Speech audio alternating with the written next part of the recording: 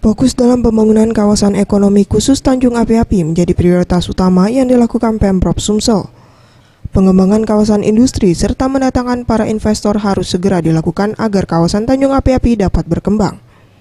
Gubernur Sumsel Alex Nurdin mengatakan, pembangunan Sumsel di tahun 2017 akan dilakukan secara merata di setiap kabupaten dan tidak berpusat hanya di Kota Palembang.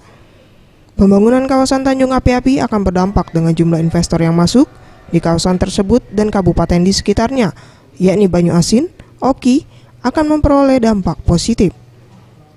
Setidaknya akses jalan menuju kawasan tersebut saat ini telah mulus, dan pembangunan kawasan industri di sekitar pelabuhan yang berdampak dengan penyerapan tenaga kerja. Kawasan Tanjung Api-Api dan nanti Deep Seaport Tanjung Jarak itu di Banyuasin. 3 ruas jalan tol melalui 6 kabupaten dan 1 kota. Dan lain-lain banyak lagi. Jadi kalau dikatakan sentralistik, barangkali kurang. Pemerintah juga akan berencana membangun kilang minyak di kawasan Tanjung Api-Api, dan tentunya hal ini akan berdampak dengan peningkatan APBD Sumsel jika terrealisasi. Farel Dwi Satria, Sriwijaya TV.